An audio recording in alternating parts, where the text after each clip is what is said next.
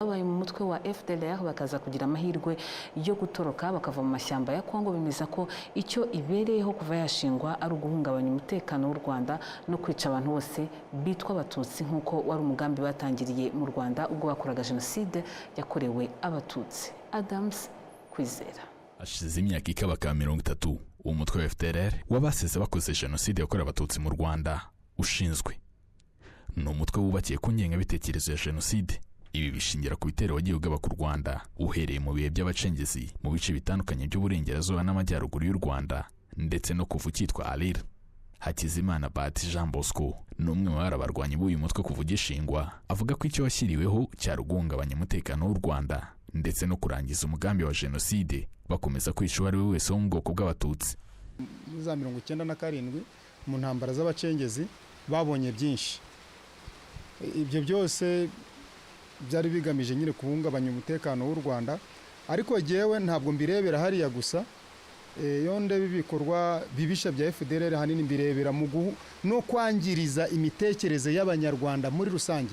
Hari abo bafite babana nabo batagifite icyizere cy'ahazaza, batakifitiye ibyiringiro, ndetse bamwe kugeza uyu munsi bamaze kuzinurwa n'igihugu cyabo kubera iyo ideology bamaze kubacengezamo n'iki byose. Uyu Bahati wamaze imyaka isaga 18 muri uyu mutwe wa FDLR yemeza adashidikanya ko warenze kuba umutwe w'iterabwoba, ahubwo wabaye umutwe ushingiye ku ngengabitekerezo ya jenoside ndetse n'amacakubiri. Ikimenyimenyi ngo nuko ari byo batoza babakomokaho guhera no ku mwana ukivuka. Aho bari ntago biyumva nk'umutwe w'iterabwoba,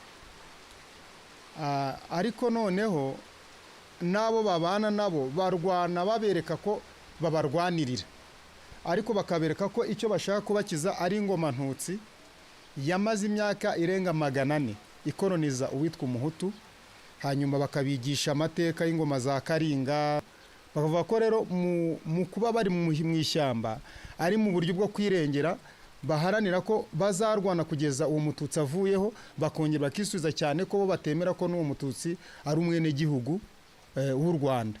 Kuva ku kibuga batorezwaho cya Karimanyuka, aba barwanyi bacingizwa mu ngengabitekerezo ya jenoside ndetse no kumva neza ko umugambi ari umwe wo gutera u Rwanda.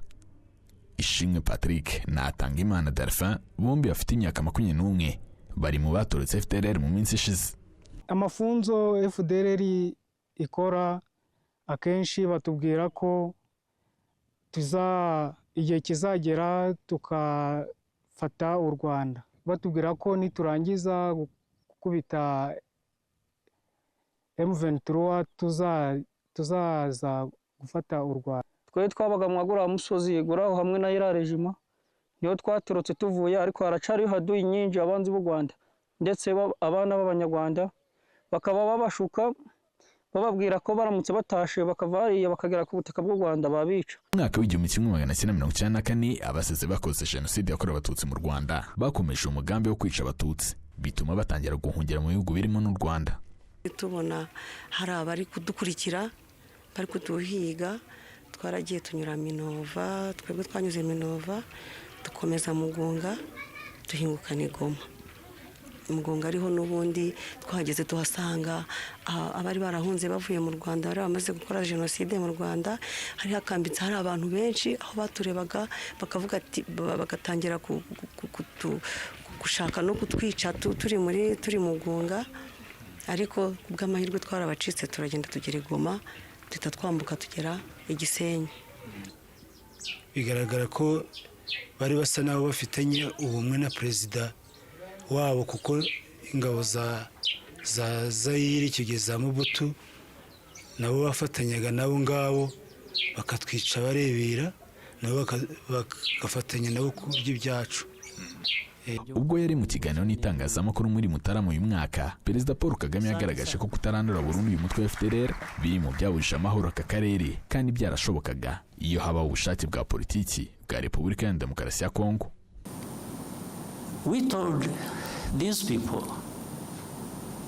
whoever was involved, that we started with DRC itself, even before the current administration in DRC. We used to approach these people. We even approached the current administration. We said, let's work together twabwiye aba bantu bari babirimo duhereye kuri Repubulika ya Demokarasi ya Kongo na mbere y'uko iki kibazo kigaruka.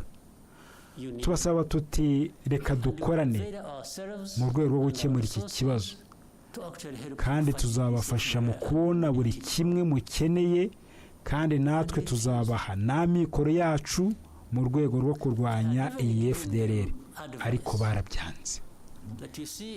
Nabahaye n'inama ndababwira nti murabona Uganda ifite ibibazo by'umutwe wa ADF ndetse n'indi iherereye muri Kongo.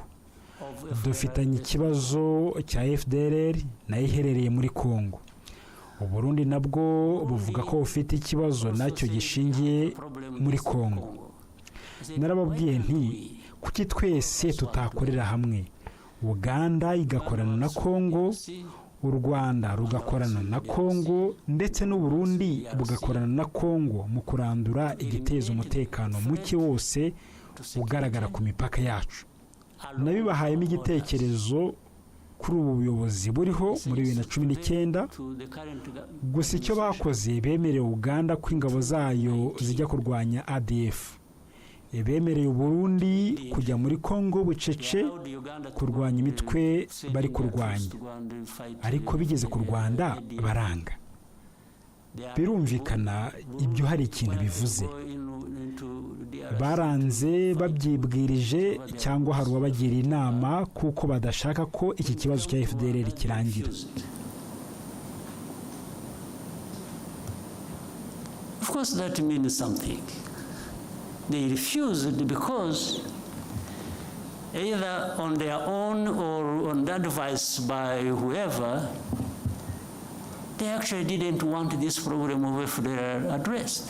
Mu bihe bitandukanye FDLR yagiye igaba ibitero ku Rwanda, birimo nk'ibyo muri Nzeri 2019 byahitanye abaturage 14 bo mu Kinigi mu karere ka Musanze, ndetse hakaba hari n'ibindi byagiye bigabwa ku Rwanda kuva uyu mutwe wakwiyunga n'ingabo za leta ya Kongo FARDC, ndetse n'indi mitwe bifatanyije irimo Wazalendo. Harimo n'icyavubaha ubwo barasaga mu karere ka Rubavu barigoma bakica abaturage 16. Adams Kwizera, Televiziyo Rwanda.